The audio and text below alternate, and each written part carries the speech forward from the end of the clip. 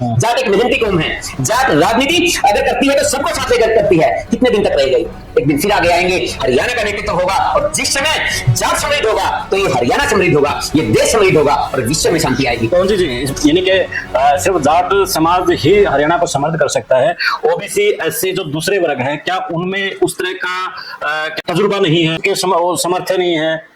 कुल 28% के करीब है हमारी जनसंख्या प्रदेश में 38% से ऊपर बैठती है। 38%। पवन जी आपके जो आंकड़े, क्योंकि जातिगत समीकरण अभी तक आए ही नहीं है, और एक अनुमानित आंकड़ा है जो जाटों का है वो 21% के आसपास कहा जाता है। नहीं अगर 38 देखो, मेरे ख्याल से जो खास तौर पे जो जाट बेल्ट है, आप जींद में लीजिए, आप हिसार में लीजिए, आप भिवानी के अंदर लीजिए, आप सरसा के अंदर लीजिए, कुछ जिले हैं जिनके अंदर है। ओबीसी भी खींच के 40% है जो कि पूरे हरियाणा के अंदर है। फिर तो इनके जो ओबीसी हैं और जो जाट हैं उनके दोनों के बीच में, इन दोनों का हो गया, दलित की ब्राह्मण है या फिर बनिया है, उनकी तो फिर संख्या ही नहीं है। जाटों के बारे में ब्राह्मण भी गलत टिप्पणियां करने से घबराते रहे हैं, तो सही थी। कैप्टन अभिमन्यु अपनी प्रण, अपनी घमंड, और जाट कभी घमंड को पसंद नहीं करता। जाट अपने व्यक्ति के घमंड को भी पसंद नहीं करता। रात में सरिया निकालने में जाट जितना माहिर है वो कोई हो नहीं सकता।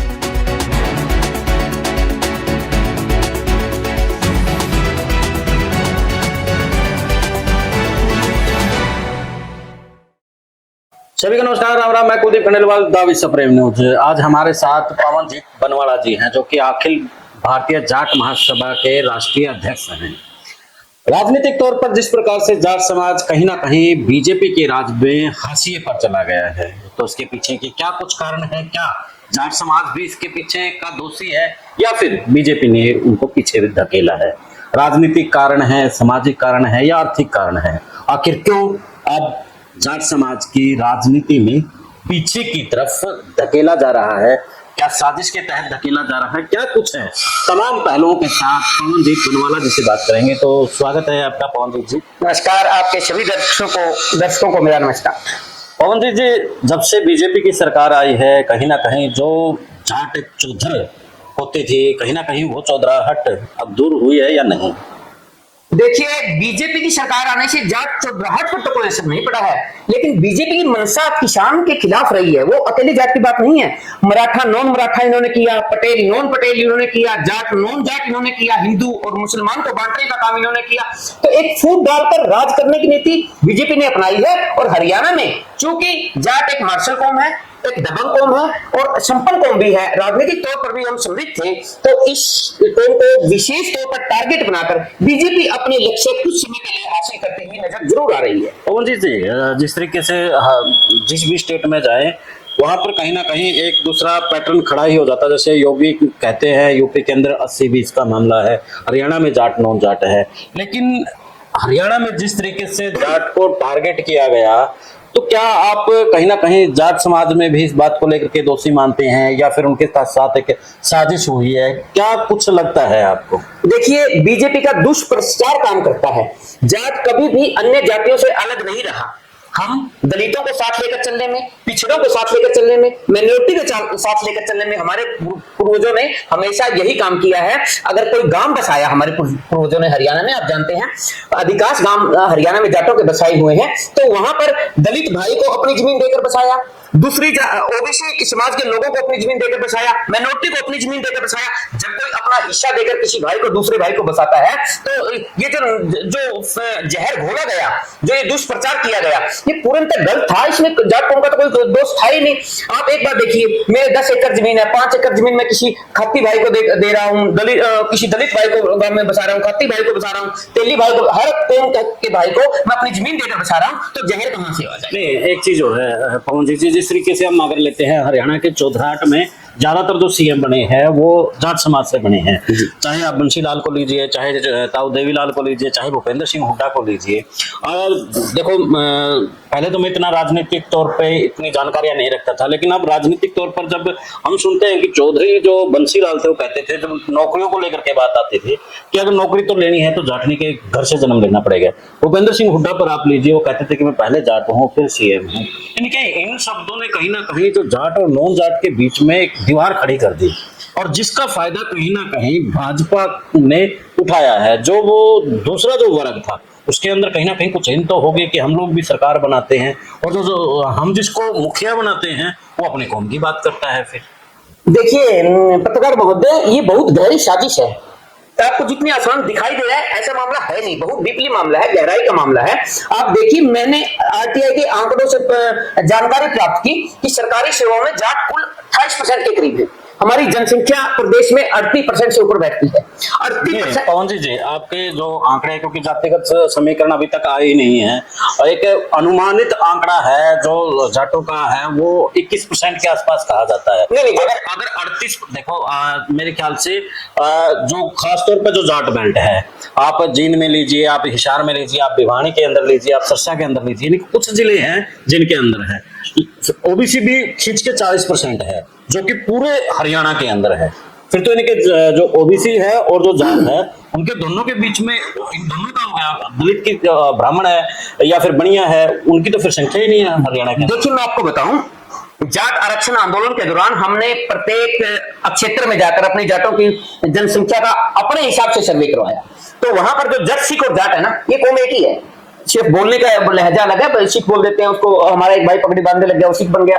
जट और जट सिख 30% से ऊपर तो मैं गारंटी के साथ कह सकता हूँ कि हरियाणा में है। हर तीसरा व्यक्ति जाट है प्रदेश का। और जो नौकरी का मामला है, तीसरा आदमी जाट कैसे है? जहाँ पर अहिर बेल्ट में चले जाइए आप, फिर इस इधर क्या नाम है, अंबाला से आगे चले जाइए, पंचकुला की तरफ, उस तरफ है, बहुत से ऐसे एरिए हैं जहाँ पर संख्या ना के बराबर है। गुरुनानक, तो आप तीसरा आदमी कैसे कहेंगे? गुरुनानक सिंह आयोग 1991 में आया, उन्होंने जब अपनी रिपोर्ट दी तो उन्होंने भी अनुमानित 33% जाट बताया हरियाणा में। 33% जाट बताया हरियाणा में, गुरुनानक सिंह आयोग ने, जो पूरे हरियाणा में घूम घूम कर सर्वे किया।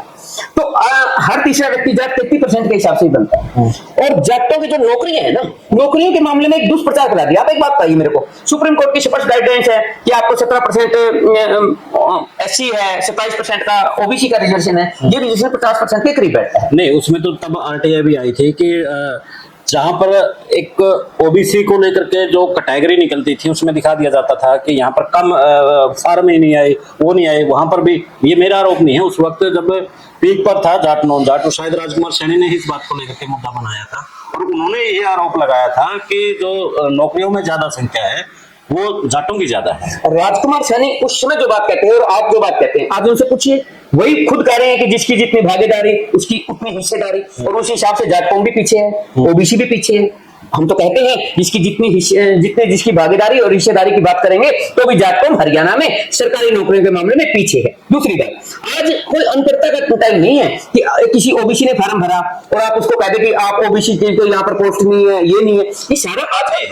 आप जो बात कर रहे हैं, आप इस लेवल पे बात कर रहे हैं कि जहां से जाट समाज को हाशिए पर धकेलना शुरू हुआ, जहां से बीजेपी ने अपना जो प्रोपेगेंडा, आपकी भाषा में, या फिर जो चीजें उठाई गई, उस वक्त की बात मैं कर रहा हूँ। बीजेपी ने 2014 में इस बात को उठाया, और इस बात को उन्होंने किस ढंग से उठाया? उन्होंने ये नहीं कहा कि जाट नौकरियों में ज्यादा है, कोई आंकड़े उन्होंने दिए नहीं, उन्होंने दिया। बीजेपी हमेशा एक खेल खेलती है, वो फ्रंट पे आकर के नहीं, वो कुछ लोगों को आगे खड़ा कर देती है।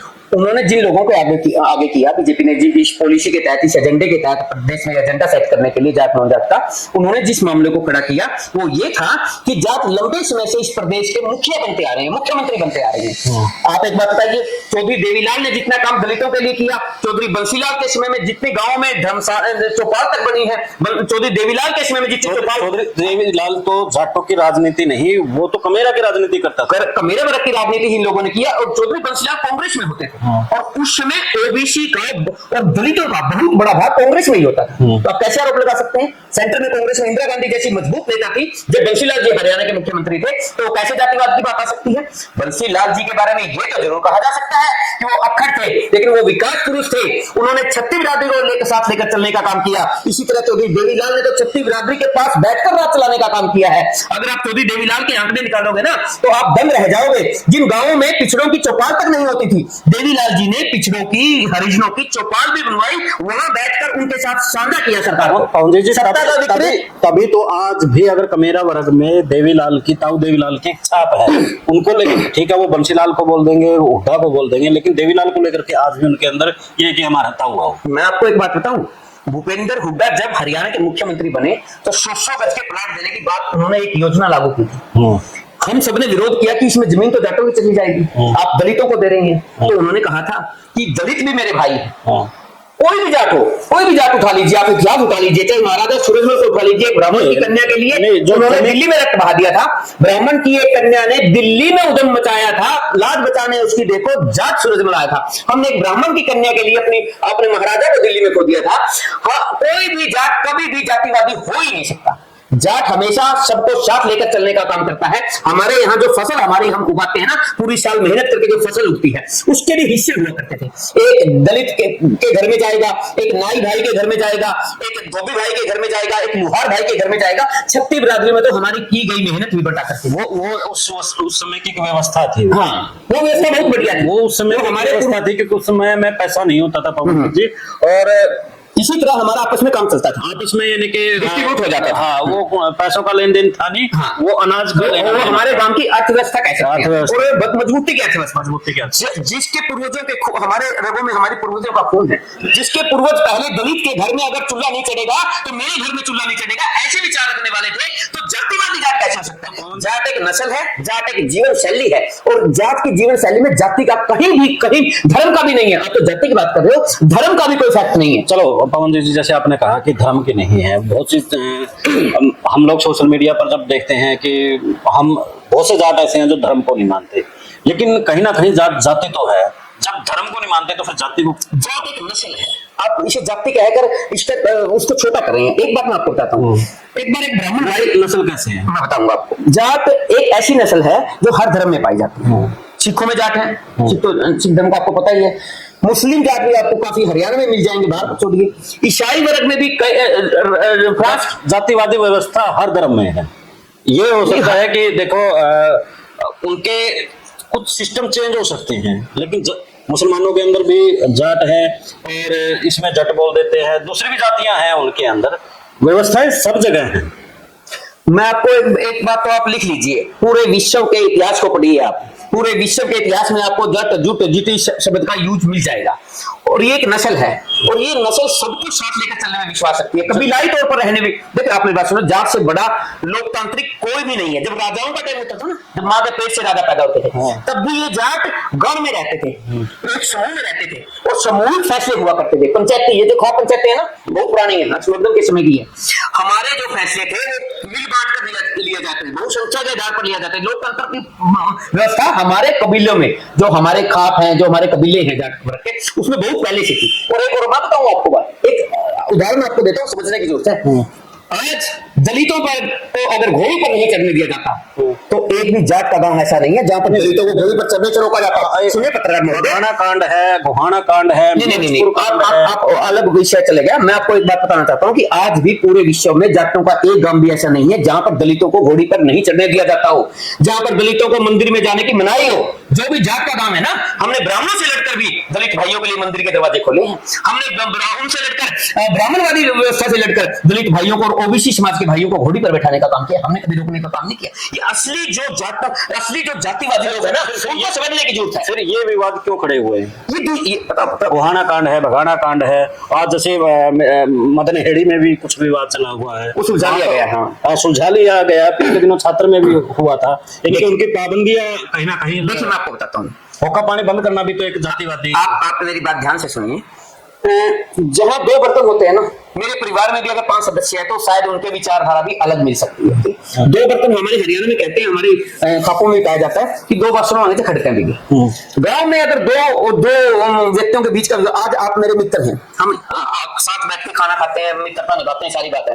कल को आपकी मेरी किसी बात को लेकर विवाद हो जाए और कोई ये कहे कि दलित का और जाट का हो गया, जब हम दोस्त थे तब तो आपको जाट और दलित की कोई बात नजर आ नहीं रही थी, विवाद हो गया। तो जो राजनीतिक आज घुस गई है गांवों में, और जिस ढंग की राजनीति पिछले 10 सालों में हमें देखने को मिली है, छोटे छोटे मामलों को बढ़ा चढ़ाकर पेश करना, जातीय रंग दे देना। आप ये तो छोड़िए, जातीय रंग तो बहुत छोटी बात है, यहाँ तो छोटे छोटे मामले में धार्मिक उन्माद पैदा कर दिए जाते हैं। ये देश की परंपरा ऐसी बन गई, मामला 2 व्यक्तियों का हो तो हिंदू और मुसलमान का बना दिया जाता है। और बड़े बड़े इसमें तो पवन जी, मैंने कल भी एक वीडियो बनाई है कि किस तरीके से आज एक महिला के ऊपर वो विनय नरवाल की पत्नी शहीद हुआ है, तो उसने बोलता है कि हिंदू मुसलमान इस मामले मत कीजिए। अब उसको ही कटघरे में खड़ा कर दिया है।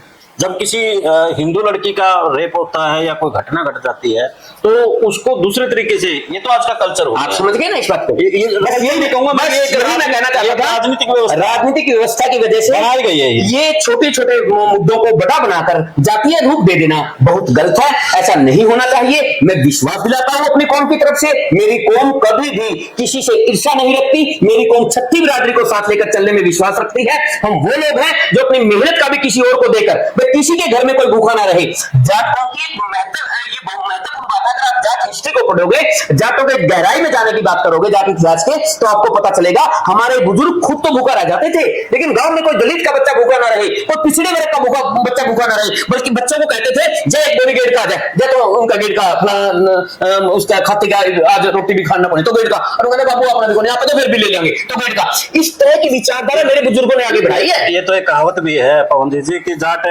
के वो तो गंडा की गंडेरी तो देवे नहीं, बेली दे दे। और बेली दे दे। तो ये तो होता है कि ये बहुत इसी कहावत में एक बड़ा मैसेज छुपा हुआ है। तो उससे आगे हम राजनीतिक व्यवस्था, ये लंबा चला जाएगा। राजनीतिक व्यवस्था पे आते हैं हम, हरियाणा की राजनीति के ऊपर। जैसे भूपेंद्र सिंह हुड्डा ने जैसे ही जाट राजनीति की बात करी, वो कहीं ना कहीं हाशिए पे चले गए। उससे पहले ओम प्रकाश चौटाला सबकी बात करते थे, लेकिन उसने जैसे ही, क्योंकि कहा जाता था हरियाणा में कि जो नौकरियां थी ज्यादातर इसके चौटाला के टाइम में ओबीसी और एससी को ज्यादातर लगाया गया था, जबकि वोट बैंक उसका जाट था। जाट लीडर के तौर पे जैसे उसकी पहचान हुई वो पीछे चला गया। अब आप आइए, कैप्टन अभिमन्यु, अभय सिंह चौटाला, जितने भी बड़े लीडर हैं, उन्होंने जैसे ही जाट समाज की बात की वो पीछे चले गए। कैसे देखते हैं आप इसे? तो यानी कि आगे से जाट समाज की जो राजनीति है वो भी ज्यादा हाशिए पे जाएगी। नहीं, पता भी क्या बात थी कैप्टन अभिमन्यु की, जहां तक बात है बीजेपी में, मैंने कैप्टन अभिमन्यु, ओम प्रकाश धनखड़, तमाम ऐसे नेता हैं। मैंने एक उदाहरण के तौर पे बात की है कि जिसने बात की है वो पीछे गया है, तो सभी वर्ग को साथ लेकर चले है, वो कहीं ना कहीं कामयाब हुआ। नहीं, सभी वर्ग का मतलब क्या? सभी वर्ग आप को जब साथ लेकर चले नहीं। आप जब ओम प्रकाश चौटाला पहले आया उसने सबकी बात करी, जब भूपेंद्र सिंह हुड्डा शुरू में आया उसके बाद उसने चुनाव लड़ा, सरकार बनी, लेकिन लास्ट के टाइम में आकर के उसने उसके दिमाग में कहीं ना कहीं यही खुरापात होगी कि मैं अब जाटों का लीडर बनता हूं। जैसे उसने कही, उसके बाद उसकी राजनीति कहां गई? देखिए, उसकी राजनीति नहीं, कांग्रेस की राजनीति पूरे देश में खत्म हो गई। इसके साथ ही हुड्डा की कांग्रेस में, लेकिन आज बीजेपी का राज है, लेकिन फिर भी जाट एस्टैब्लिश तो नहीं हो पा रही है। देखिए, आज बीजेपी का राज, देखो मैं कोई ज्यादा ये गहराई से टिप्पणी तो नहीं कर पाता, लेकिन मैं ये जरूर कहूंगा कि बीजेपी ने जाटों के साथ जितना छल किया है शायद आज तक किसी राजनीतिक पार्टी ने नहीं किया। इस तरह का छल दिल्ली में, अब आप दूर बहुत गड्ढे मुद्दे उखाड़ेंगे तो काफी लंबा चला जाएगा। अब दिल्ली में ही जाटों के वोट ले लिए, साहिब सिंह वर्मा के लड़के को आगे तक मुख्यमंत्री बनाने की बात आई तो किसी अन्य समुदाय का बना दिया। अब तो ये लगने लगा, अगर आप जाटों के पढ़े लिखे बच्चों से पूछोगे ना, गहराई में जाकर पूछोगे, धरातल पर जाकर पूछोगे, तो अब तो ये लगने लगा कि हिंदू तेरे 3 पूत, ब्राह्मण बनिया राजपूत, और बाकी ओबीसी कहां जाए, माइनॉरिटी कहां जाए, दलित कहां जाए। और जाट नॉन जाट की बात करने वाले तो मुझे बहुत तरस आता है। एक ब्राह्मण जो वर्ग है ना, ब्राह्मण वर्ग, उन्होंने दलितों का लंबे समय तक शोषण किया, चाहे वो मेरे वाल्मीकि भाई रहे हो, चाहे मेरे चमार समाज के भाई रहे हो, या धानक समाज के भाई रहे हो, किसी भी वर्ग के भाई रहे हो, ओबीसी का और दलितों का सबसे ज्यादा शोषण अगर इतिहास में किसी ने किया है तो वो ब्राह्मणवादी लोगों ने किया है। तो जाट और नॉन जाट की, ब्राह्मण और नॉन ब्राह्मण तो समझ में आता है, ये जाट नॉन जाट हमारे तो समझ में आता है। पवन जी, ये एक आदिकाल से चलता आ रहा है, इनके जब से सुन लग रहा है कि ब्राह्मण सबसे ज्यादा शोषण इन्होंने किया है। हाँ। लेकिन हरियाणा के अंदर ब्राह्मणों के प्रति नफरत ना होकर के जाटों के प्रति नफरत एक दुष्प्रचार के शिकार हो गए वो भोले लोग। देखिए, वो भोले लोग हैं और भोले लोगों को दुष्प्रचार में घुमा दिया गया है। मैं तो आप कह रहे थे कि आज पढ़ाई लिखाई का जमाना है, कोई वो नहीं है, अब आप कह रहे हैं कि ओबीसी एससी हो वो भोले लोग। पता भी क्या बात है, एक प्रोपगंडा बहुत तेजी से चल रहा है जो हिंदू और मुसलमान को बांटने की बात करता है। पता हिंदुओं को भी है, हिंदू और मुसलमानों, हिंदू मुस्लिम सिख ईसाई आपस में सब भाई भाई ऐसे नारे चलने वाले देशों में आज हिंदू और मुसलमान एक दूसरे के दुश्मन बनकर खड़े हो गए हैं। ये उसी प्रोपगंडा के तहत है। और उसी प्रोपगंडा के तहत मेरे दलित भाइयों को मैं एक बात बताऊंगा आपको, हमारे यहाँ चमार कौम है, चमार कौम और जाट कौम मिलकर खेतों में काम करती थी। चमार कौम ही जाटों के अधिकांश कार्य को करती थी। दूध तक, भैंस का दूध दोहने का काम भी चमार वर्ग के लोग करते थे, और वो दूध जाटों में, चमारों में बांट कर खाया जाता था। किस तरह पिया जाता था, खाया जाता, पिया जाता था। तो किस तरह जाट और चमार को आप अलग कर दोगे? कैसे जाट और नॉन जाट आप कर दोगे? ये सिर्फ प्रोपगंडा है, कुछ समय के लिए आप समझने लग गए हैं। मेरे दलित भाई भी, मेरे पिछड़े वर्ग के भाई भी समझने लग गए हैं कि हमें भिड़ाकर कौन फायदा उठा रहा है। आपस में लड़ाकर फायदा किसको होगा? तो पूरी तरह से जाट समाज को नुकसान है, जाट राजनीतिक व्यवस्था से कहीं ना कहीं पीछे हट रहा है। इसका सोल्यूशन क्या लगता है? आप क्या लगता है? मैं आपको बताता हूँ। जाट एक मेहनत कश कौम है, कमेरे वर्ग की कौम है। आप कमेरे वर्ग को कुछ समय के लिए तो जैसे एक बार सूर्य के अगर ग्रहण लग जाता है ना, कुछ समय के लिए सूर्य छिप सकता है, लेकिन सूर्य के अस्तित्व को खत्म नहीं किया जा सकता। जाट एक मेहनती कौम है। जाट राजनीति अगर करती है तो सबको साथ लेकर करती है। कितने दिन तक रहेंगे? एक दिन फिर आगे आएंगे, हरियाणा का नेतृत्व होगा, और जिस समय जाट समृद्ध होगा तो ये हरियाणा समृद्ध होगा, ये देश समृद्ध होगा और विश्व में शांति आएगी। कौन सी चीज इस बात में मेरा बहुत मत मानिएगा, यानी कि सिर्फ जाट समाज ही हरियाणा को समृद्ध कर सकता है। ओबीसी, एससी जो दूसरे वर्ग है, क्या उनमें उस तरह का क्या बोलते हैं कि तजुर्बा नहीं है, या उनके अंदर उस चीज के समर्थन नहीं है? कैसे ये बात कह रहे हैं आप? बहुत ज्यादा समर्थन है मेरे दलित भाइयों में। ये बाबा भीमराव अंबेडकर की कौम है, जिन्होंने संविधान लिख दिया देश का। ये वो कमेरा वर्ग है जिन्होंने अपने पसीनों से बड़ी बड़ी बिल्डिंगों को खड़ा कर दिया। फिर आप उनको कम नहीं आ सकते। मैं आपको जो बता रहा हूँ, आप सुनिए ध्यान से। बात है कि आज वो लोग इस पोजीशन में सरकार की पॉलिसियों ने छोड़े ही नहीं है कि सरकार से सीधी टक्कर ले सके, अत्याचार और अन्याय के खिलाफ जबरदस्त ढंग से खड़े हो सके। उन भाइयों की मानसिकता जो सदियों से गुलामी की बना दी ब्राह्मणवादी लोगों ने, तू दलित है, तू पिछड़ा है, तेरे हाथ लगाने से हमें गंगा जल छिड़कना पड़ेगा, ऐसी जो बातें उनके दिमाग में घुसेड़ दी ना, उसकी वजह से वो उस बहन को जो ये मानसिकता अंदर घुसेड़ दी गई है, मेरे भाइयों की उस मानसिकता को अगर कोई निकाल सकता है तो ये वो जाट है। जाट कौन? आज भी आपने देखा, हमने संघर्ष करना पड़ गया किसान आंदोलन के टाइम में। हम लंबे समय तक बैठे, हमने बता दिया हमारी पीढ़ियां बैठ जाएगी, लेकिन अत्याचार सहन नहीं करेंगे। ये मादा उन्होंने दलित भाइयों में और पिछड़े भाइयों में नहीं छोड़ा। किन्होंने? जिन्होंने लंबे समय तक दलितों का और पिछड़ों का शोषण किया है, और जाटों का शोषण करने की उनकी हिम्मत नहीं बन पाई। आज जाटों पर जो हरियाणा, पंजाब, उत्तर प्रदेश, ये बैच पूरी जाटों की थी ना, यहाँ पर जाट हमेशा सत्ताओं से टकराते रहे हैं। चाहे मुगल आए हैं, हमने पीटा कभी सिकंदर था, रजिया ने हाथ भी जोड़े थे, सोना वापस छीन लिया, लड़े जो हाथी घोड़े थे, करी अकड़ गजनवी की ढीली, हमने गजनवी की अकड़ को भी ढीला करने का काम किया। ये इतिहास बताता है, मैं नहीं कह रहा, ब्राह्मणों द्वारा लिखा इतिहास भी बताता है। ब्राह्मणों द्वारा एक शिव महापुराण किताब लिखी गई है, उसमें मां पार्वती शिव जी से पूछती है कि ये जाट जुटी कौन है, तो महादेव, ये ब्राह्मणों की लिखी किताब है, मैं अपनी किताब में तारा ब्राह्मणों की लिखी किताब है, उसमें महादेव कहते हैं कि जाट जट जुटी मेरे प्रतिनिधि के तौर पर, मेरे गण के तौर पर पृथ्वी पर निवास करते हैं। ये न्यायप्रिय, शक्तिशाली, अत्यंत शक्तिशाली मेरे भरत, मेरे गण ये हैं। ये ब्राह्मण लिखते हैं। जट्टों के बारे में ब्राह्मण भी गलत टिप्पणियां करने से घबराते रहे हैं।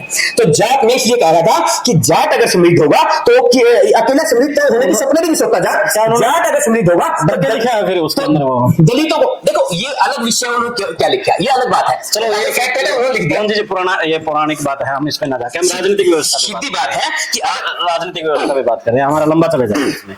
अब आपको क्या लगता है कि भूपेंद्र सिंह हुड्डा, अभय सिंह चौटाला, कैप्टन अभिमन्यु, सुभाष बराला, जाट जो लीडर है, उनमें से कौन सा लीडर आगे राजनीतिक व्यवस्था में कामयाब हो सकता है? देखिए मैं साफ गोई से बात करने वाला इंसान, हालांकि इसका मुझे बार बार नुकसान भी होता है, लेकिन मैं स्पष्ट कहता हूं, अगर भारतीय जनता पार्टी में जाटों की किसी ने बात सुनी और या जाटों के बारे में किसी ने, हालांकि जाट अब आरएसएस और भाजपा से काफी खिलाफ हो गए, काफी दूरी बना दी आरएसएस और भाजपा ने जाट वर्ग से। और आप एक बात, और मैं शक्ति बिरादरी वाली बात पे एक बात बताऊंगा कि जाट जो काम कर सकता है ना, प्रदेश का मुख्यमंत्री चौधरी देवीलाल जी थे, और ऐसी स्थिति थी कि हमारे यहाँ जो लड़की आ जाया करती थी पीएम में, माँ बाप के पास तो पैसे होते नहीं थे, भाई देना नहीं चाहते थे, शादी के बाद भाई भाभी का रुख थोड़ा अलग हो जाता है।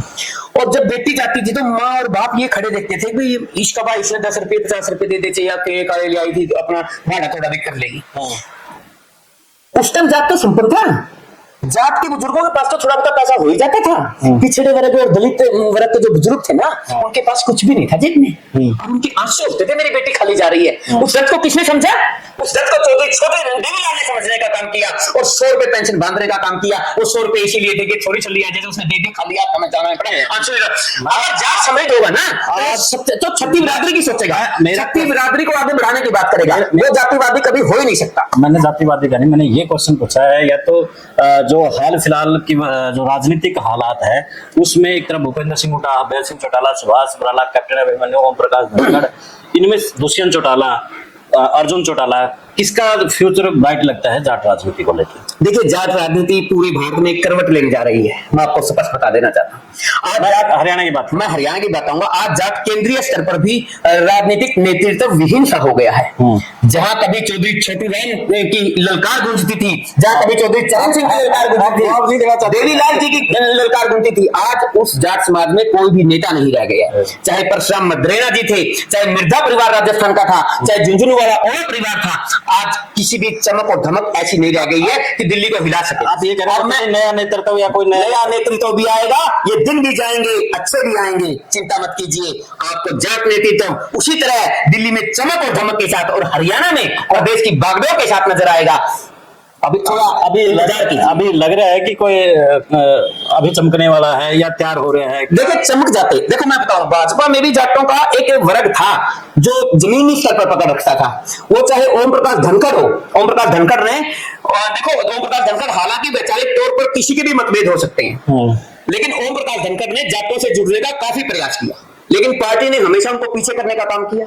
पार्टी ने उनकी दाढ़ी तक रख ली। अगर भाजपा की बात करें तो ओम प्रकाश धनखड़ ने पन्ना प्रमुख सम्मेलन कितने कामयाब किए, तो प्रदेश अध्यक्ष ने भाजपा को कहां से कहां पर लाकर खड़ा कर दिया, लेकिन दाढ़ी तक नहीं मिली। प्रदेश अध्यक्ष पद से भी हटा दिया और हाशिए पर ये किसकी चाल थी? ये भी सारे एक प्रोपेगेंडा का हिस्सा ही थी। कैप्टन अभिमन्यु अपनी तर्ड, अपनी घमंड, और जाट कभी घमंड को पसंद नहीं करता। जाट अपने व्यक्ति के घमंड को भी पसंद नहीं करता। राज में सरिया निकालने में जाट जितना माहिर है और कोई हो नहीं सकता। अगर कोई ये कहे कि मैं 12 से 1 बजे तक मिलूंगा, बाकी नहीं मिलूंगा, ये करूंगा, वो करूं, तो जाटों ने बड़े बड़े राजाओं की भी मरोड़ को निकालने का काम किया है। तो इसी तरह एक हो गए। और जो जाटों के रीढ़ वही नेता है ना, जिनका जाटों में आधार ही नहीं है। अब वो खट्टर के पास लग गए, खट्टर के पास से जिंदाबाद बुलवा ली, और वो कहीं चले गए, को बन गया। तो ऐसे नेताओं को जो अपनी जाति का नहीं हो सकता, जो अपने घर में जिसकी नहीं चलती हो। हमारे यहाँ एक बात कही जाती है, मैं जिसकी लगाई भी नहीं मानती हो, नहीं बैर खमो खाएगी राजनीति, क्या करा भाई, तेरा घर मैंने तो नहीं चल देगी दो। चलो पवन जी, हम फिर चर्चा करेंगे इसके ऊपर, क्योंकि हमारा प्रयास यही रहता है कि थोड़े पार्ट में बात की जाए, क्योंकि लोगों का जो सुनने की क्षमता है नहीं, वो शॉर्ट बना दी है फेसबुक ने। वो कोशिश करा कि 58 सेकंड में हम सारी बात सुनने मिलता है। पे आपका इतने लंबे बोलना है नहीं, यहाँ पे आपका इंतजार रहेगा। आपका बहुत बहुत धन्यवाद और आपके सभी दर्शकों को मेरी राम राम। एक बार ये संदेश देता हुआ कि जाट जातिवादी ना था, ना है, ना होगा। हम सदैव सबको साथ लेकर चलने में विश्वास रखने वाले इंसान है। हमारा खून और हमारी नस्ल ही हमें ये संदेश देती है, हमारे कबीलाओं की हमारी संस्कार है ये, कि हर व्यक्ति को साथ लेकर चले, हर व्यक्ति समृद्ध हो, सबके समृद्धि। अगर गरीब के घर में समृद्धि होगी, अगर दलित के घर में समृद्धि होगी, अगर पिछड़े के घर में समृद्धि होगी, अगर माइनॉरिटी के घर में समृद्धि होगी, तभी उस समृद्धि का फायदा है। अगर हमारे अकेले घर में समृद्धि हो और चारों तरफ भूख और हाहाकार हो, तो वह समृद्धि हमें पसंद नहीं। हमें पसंद है कि हमारे सारे भाई समृद्ध हो, सबके चेहरे पर खुशी हो। ऐसी भावना के साथ सबको राम राम कहता हुआ मैं अपनी वाणी को विराम देता हूं। धन्यवाद। तो अभी आपने पवनजीत बनवाला को सुना, और जाट समाज के जिस तरीके से राजनीतिक हाशिए पर चला गया है, तो उन सवालों के जवाब कहीं ना कहीं पवनजीत बनवाला ने दे दिए हैं। कुछ बाकी है, तो उसके लिए आप लोगों के साथ में फिर जुड़ेंगे। देखते रहिए विश्व प्रेम न्यूज चैनल, और हमारे चैनल को आप शेयर, सब्सक्राइब करने के साथ में फॉलो भी कर लें। दे इजाजत। जय हिंद, जय भारत।